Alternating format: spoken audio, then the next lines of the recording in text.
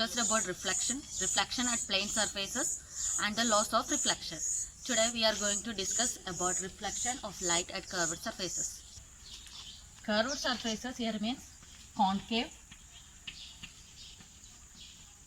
and convex.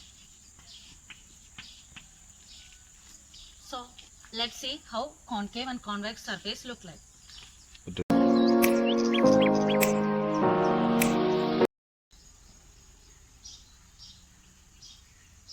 Concave and convex surfaces are parts of a sphere. Now we are going to draw the outline of a concave mirror. So this is a curve.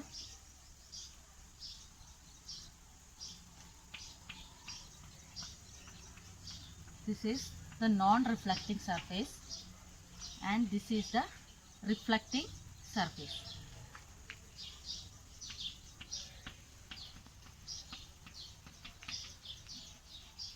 For a concave mirror, the reflecting surface is curved inwards, whereas in a convex, the reflecting surface is quite opposite of a concave mirror. Let us see.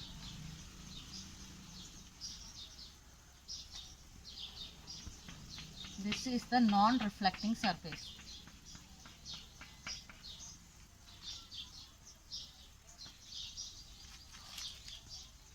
And this is the reflecting surface.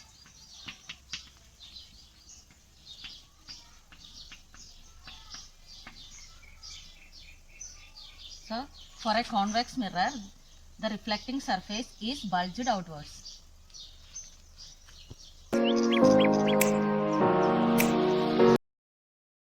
For our easy understanding, let us consider a board divided into two equal halves. Let us consider a single half of the board.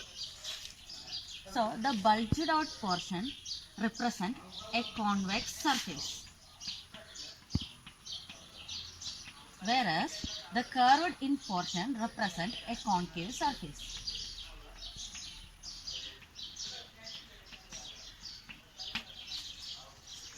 Commonly, concave and convex mirrors are called spherical mirrors. Now let us see certain terms related to spherical mirrors.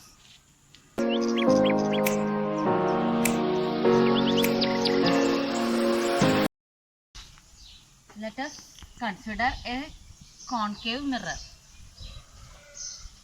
whose reflecting surface is curved inwards, and this is non-reflecting surface. The shaded portion shows non-reflecting surface. So this is the reflecting surface of a concave mirror. Let us consider the center.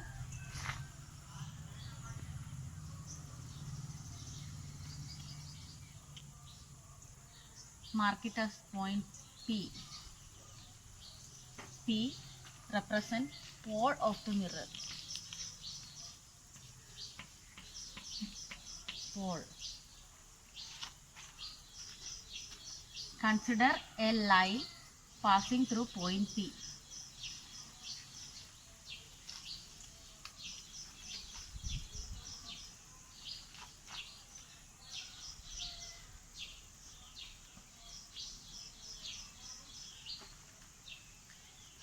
This line is called the principal axis. The concave and convex mirrors are parts of a sphere.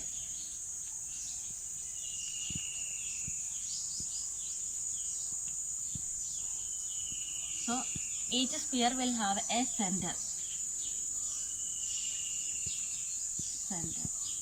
So we can call this center and this is the radius.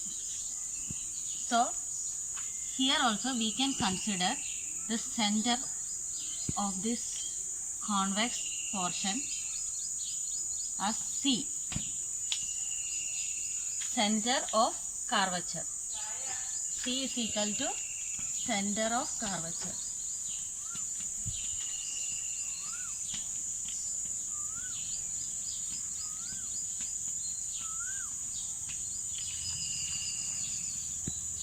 Now this distance between the pole and center of curvature we can denote by letter R. That is nothing but the radius of curvature. Radius of curvature.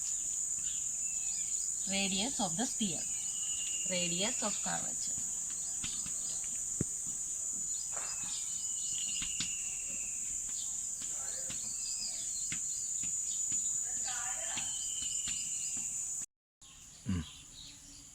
Okay.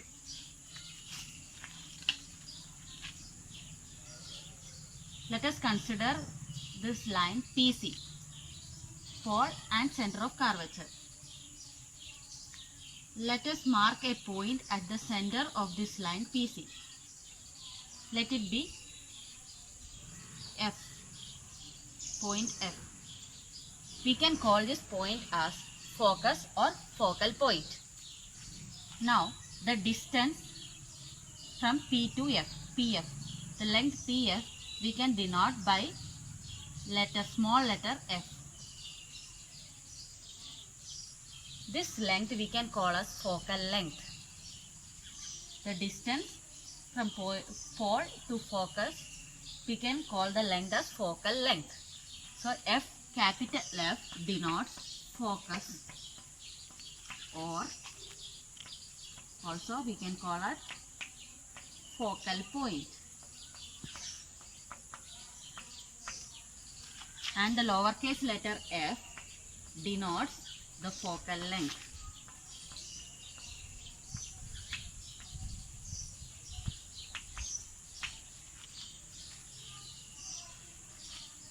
This focal length is half of the length of the radius of curvature. That is, R is equals to 2f. Radius of curvature is equals to 2 into focal length, or f is equals to R by 2.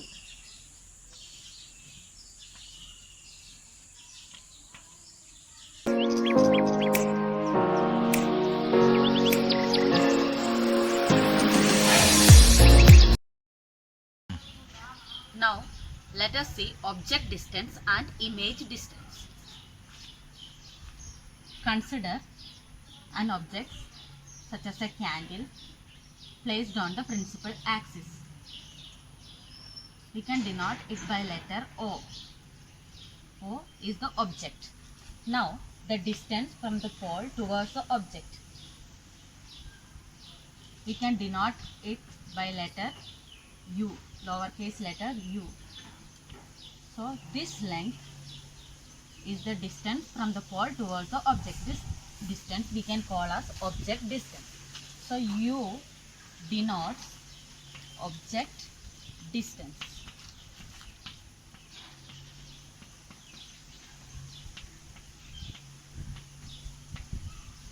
So whenever we place an object in front of a mirror, it reflects and forms an image. Here it forms an image,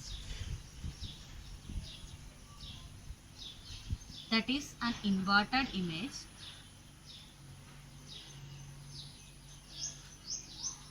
So this point at which it forms an image, we can call the point as I, image.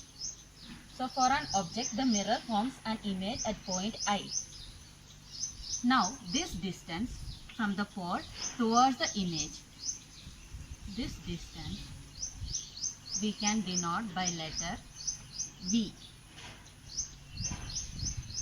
V denotes the image distance, that is distance from the pole towards the image.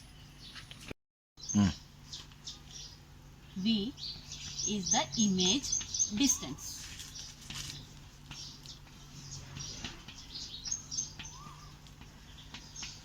So U is the object distance and V is the image distance.